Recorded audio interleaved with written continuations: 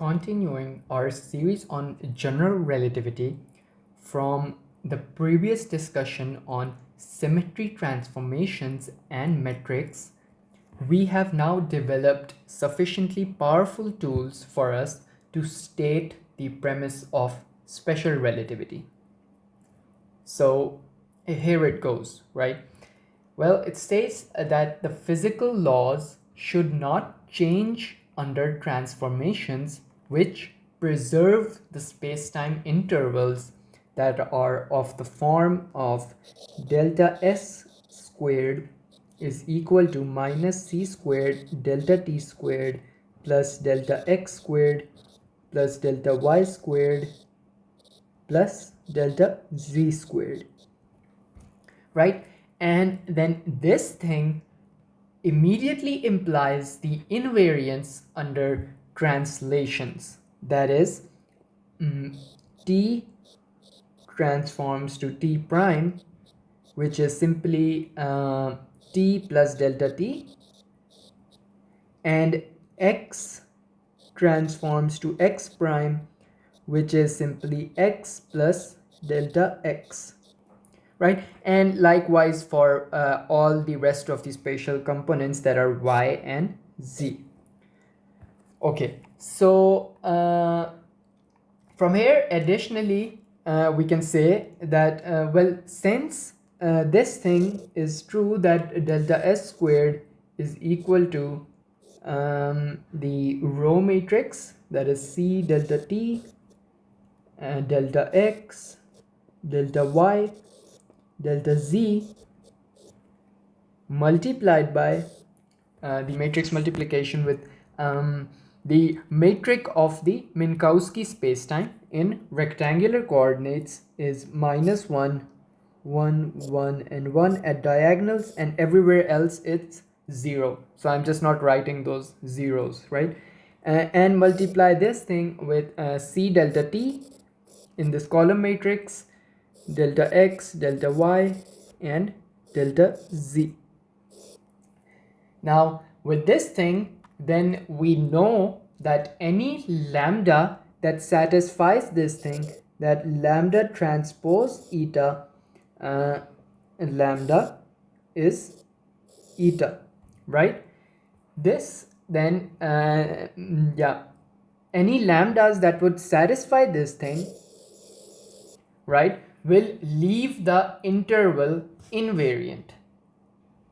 Now all of the love in special relativity flows from this invariance principle, right? Now we are talking about lambdas. Well, let's focus more on these lambdas and ask the question from ourselves that, well, what are lambdas, right? Now to answer that, first of all, there is an infinite number of them, and that's because it's a continuous group. But just like with rotations, we should be able to organize them into a small set of independent transformations and label each of them by some continuous parameter. And well, in fact, if we are savvy enough, we can closely follow the familiar example of rotations. So let me just say what let me just show you what I'm talking about. Well, we have this thing that r x of theta, r y of phi or phi, and r z of psi, right, where these theta, phi, and psi are your continuous parameters. This thing seems to imply that, well, we just need to add in something like r t of beta, right? Well, it turns out that that is actually wrong. So we don't do something like this, right? The problem is an accident of 3 dimensions where there is exactly one axis that is normal to any plane.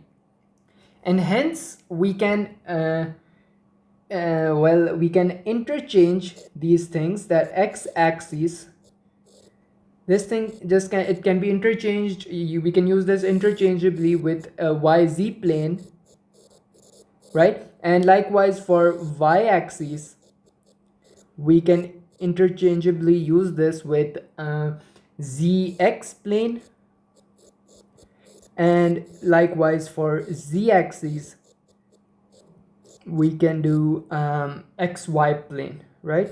So xy plane, we can use these things interchangeably.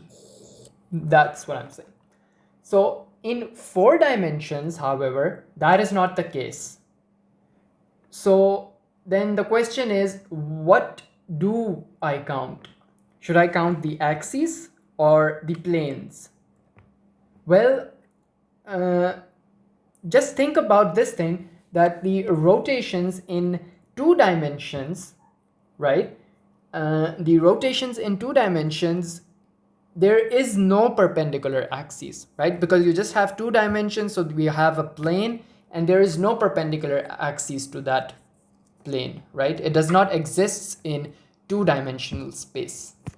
So then counting the axis in using this example of 2-dimensional rotations, what we can do is we can find that in any n-dimensional space, so in n-dimensional space we could have we have n 2 choices of planes. Now what is this? This is simply your n factorial over n minus 2 factorial times 2 factorial, right? And this thing can be written also as 1 by 2 times n minus 1. Now this is in general the choice of plane that you have, right?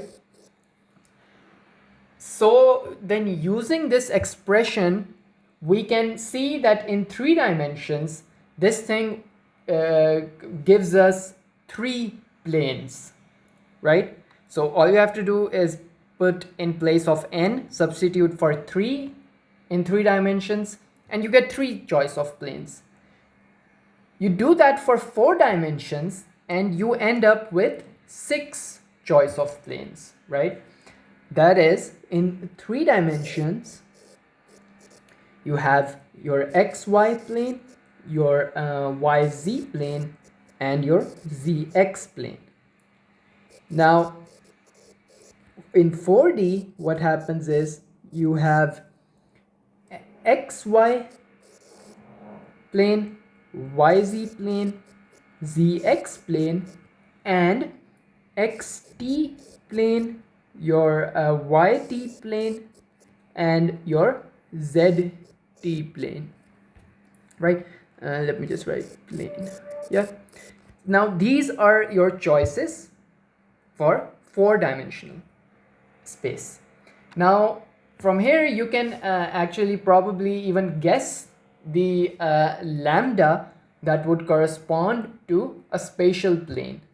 For example, the transformation lambda xy with the continuous parameter theta could be something like 1 0 0 0 0 cosine theta sine theta 0, then 0 minus sine theta and cosine theta 0, and 0 0 0 1. So that's one choice, right? We could in fact check this thing, that if this lambda is actually true, and that is using the condition that we had for the metric we talked about in the previous lecture, that was lambda transpose eta lambda is equal to eta. Now if this thing is true, then this choice of lambda would be true. So what we have to check over here is is this lambda xy transpose eta lambda xy, is this equal to eta? That's the question. So if it is true, then this lambda xy that we have written down over here is valid, right? So let's quickly check this. So what you have to do is take this multiplication, right, with your eta being minus 1, 1, 1, 1 at diagonals. Once you take this product, you do this matrix multiplication, you end up with the result that is, in terms of sines and cosines, you have minus 1, you have 0, 0, 0, then you have 0 cosine squared of theta plus sine squared of theta, 0, 0, then you have 0 cosine theta sine theta minus cosine theta sine theta, and corresponding to this 0, over here this term would be cosine squared theta plus sine squared theta, 0, and then 0, 0, 0, 1, right? Now of course this got a bit congested. You can do this thing yourself, calculate this using this lambda, and you do that, you get this thing over here. And what is that equal to? Well, if you see your let's look at the diagonals first. So this thing is minus 1, this thing is from trigonometry, sine squared theta plus cosine squared theta is positive 1. Again we have the same thing, so that's positive 1, and over here we have 1. So the diagonals are correct. We have the correct diagonals for this eta, right? Now let's look at the other terms. Well, we have 0 over here, 0, 0, we have 0, 0, the last row is 0, 0, 0, 1, and we have 0 over here. Now let's look at this thing. Well, you have one thing is positive and the other one is the negative of that same thing, so that's 0, and well, likewise we have 0 over here as well. So you see that you indeed get the correct matrix, right? Actually, in fact, I wrote 0 over here. Instead of 0 over here, we have cosine theta sine theta minus cosine theta sine theta, which is obviously, it vanishes to 0 because one is positive and the other term is negative. Too much detailed calculation. I'm pretty sure you did not need it, that amount of detail in this matrix multiplication, but yeah, that's it. So we indeed get eta, and the result over here, this thing holds, right? This thing is true. So our choice of this gamma xy is correct. So for the spatial plane, right, we talked about this purely spatial plane right now, and this thing hinged on the fact from the trigonometry that we have sine squared theta plus cosine squared theta is equal to plus 1, right? Because of this thing, we were able to properly write down this eta, right? Or take this product, this one, right? Okay. Now we could anticipate that from also this delta x squared plus delta y squared, right?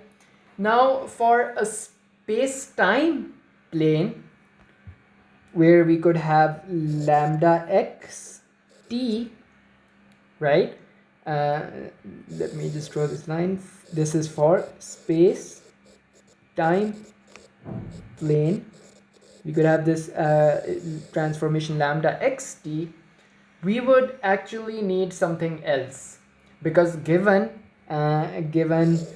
this thing that we have minus c squared delta t squared plus delta x squared, right, we might consider something that looks or has the same form as this from trigonometry, and that is the cosine and sine hyperbolics, right? So the trigonometric identity is for hyperbolics is minus sine hyperbolic theta squared, right? So I think you might not know this thing, but I use this notation for sine. I write theta under this sigma is my sine theta.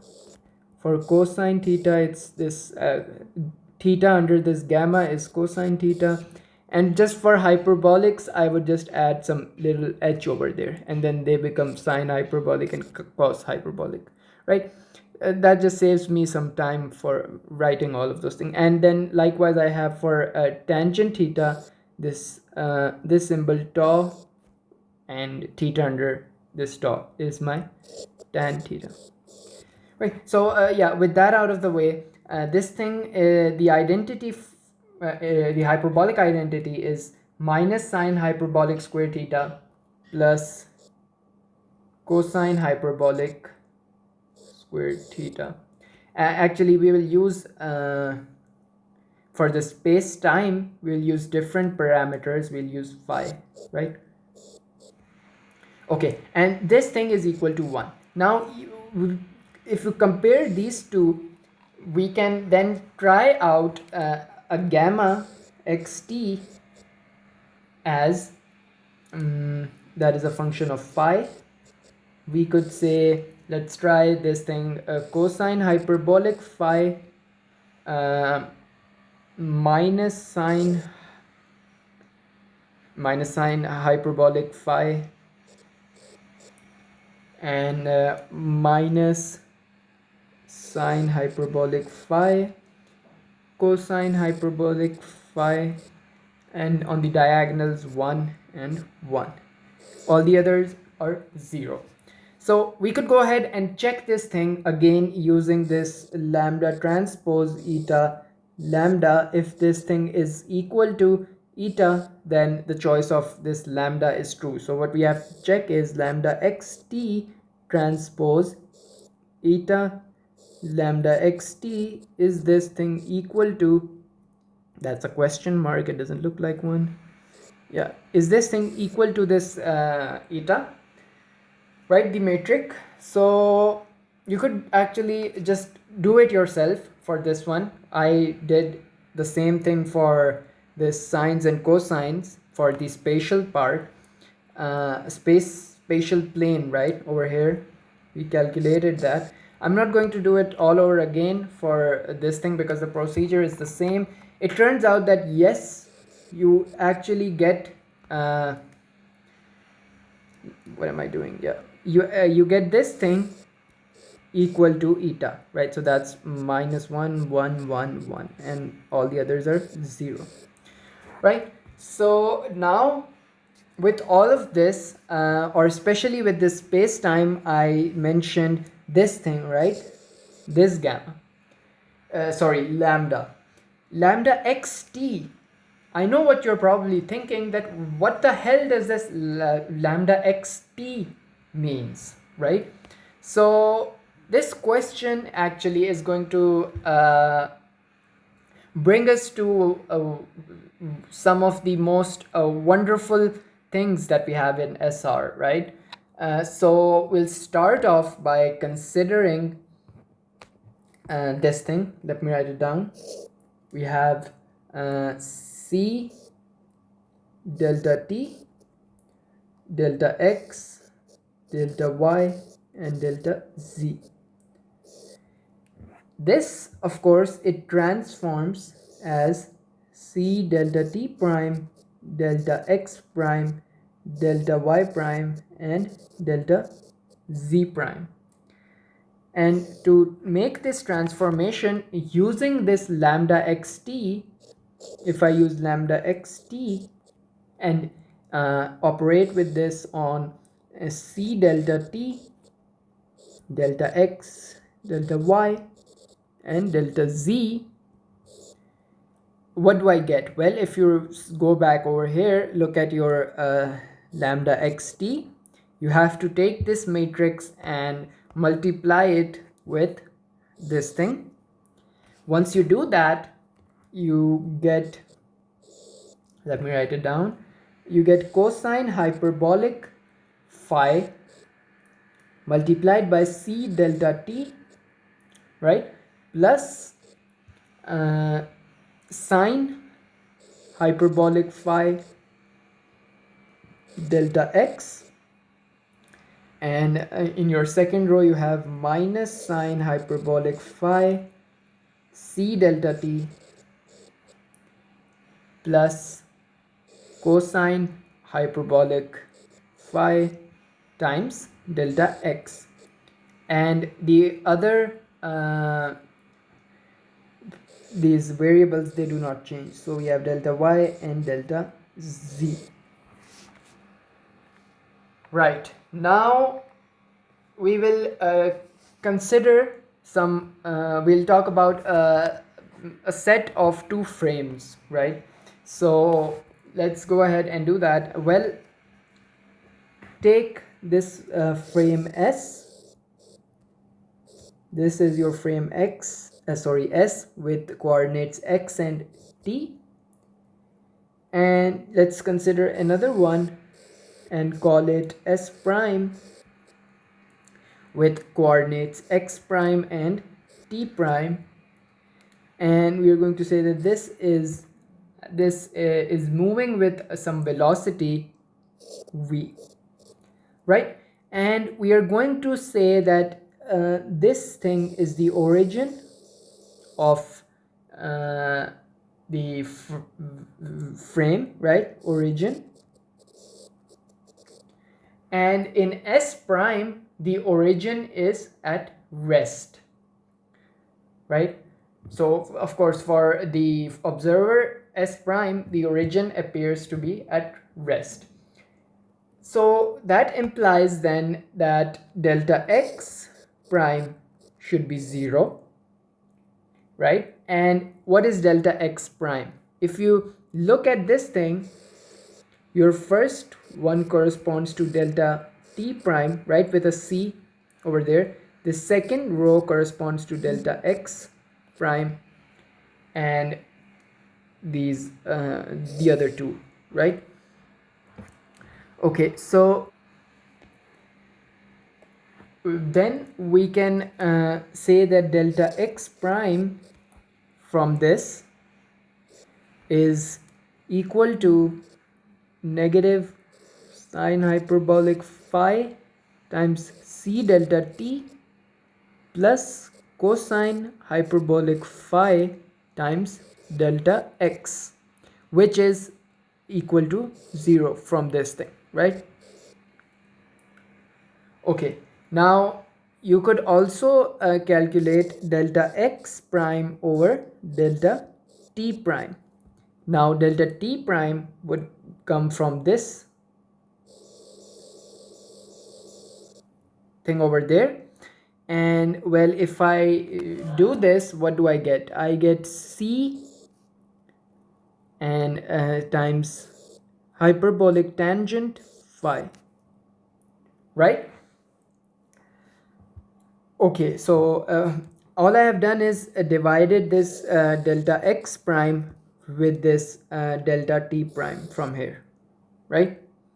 Okay, so well, but in the frame S where I used coordinates x and t, right, the origin is moving with some velocity, and that velocity is vx, which is equal to v.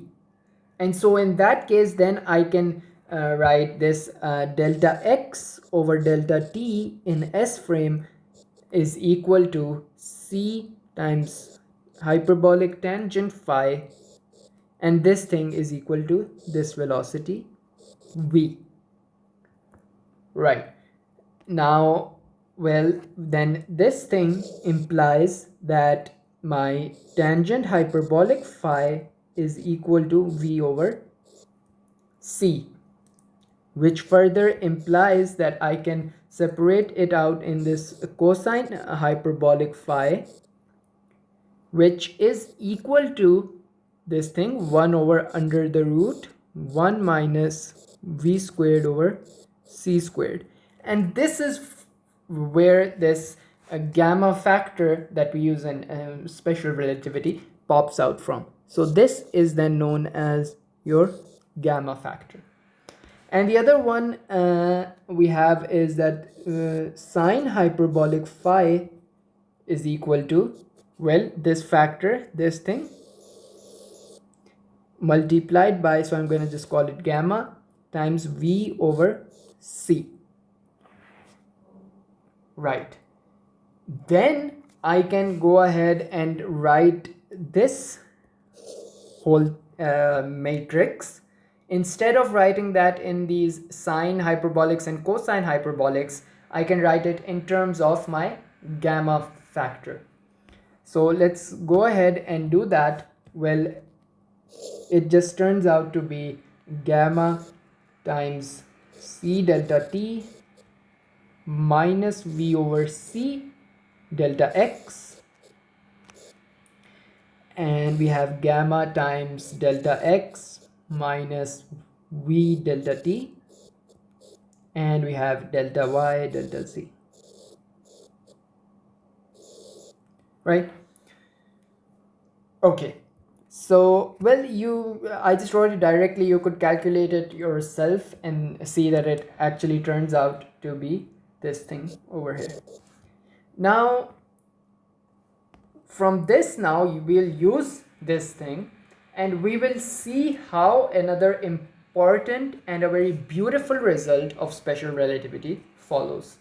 So of course, for that we are going to consider again a set of two frames. So let's take this one, S.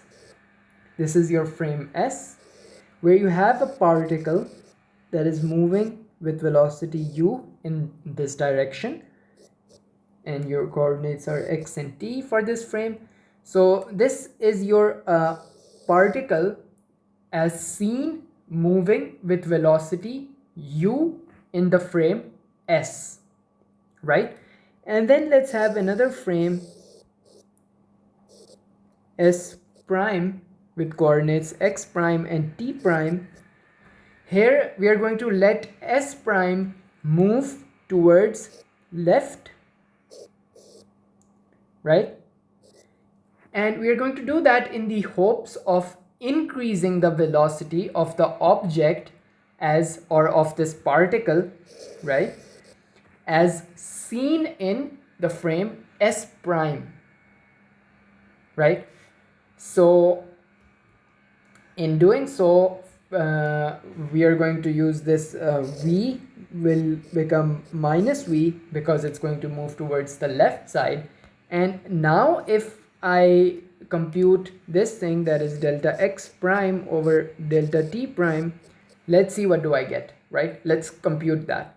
Well, if you look at this expression over here, right, this thing, this matrix, this corresponds to your delta t and this thing corresponds to your delta x. So you just have to divide this delta x with delta t. So let's do that. We can, as you can see, we can factor this gamma out. So what do I have is gamma times delta x plus v delta t, right, divided by gamma times delta t plus v over c squared delta x, right? Now we are going to just do a mathematical trick and just multiply this whole expression with a factor of 1 over delta t divided by 1 over delta t. So let's multiply this this expression with this thing, and once we do that, what you get is delta x over delta t. right? And yeah, you could cancel these gamma factors out, and you get delta x over delta t plus v divided by 1 plus v over c squared delta x over delta t. Now we have this thing delta x over delta t, right? But well, if you look at this diagram, this thing, what is your delta x over delta t? Well, that is simply the velocity of the object, right, as seen in frame S. So then I can replace my let me just write it over here, that delta x over delta t is simply this velocity u. And so with that, what do we have? Let me actually write it down over here. Once you replace this delta x over delta t with this u over here, you get u prime, right? You can call your delta x prime over delta t prime as u prime being equal to u from here plus v over 1 plus v times this thing is u over c squared. Now some of you may even recognize this result.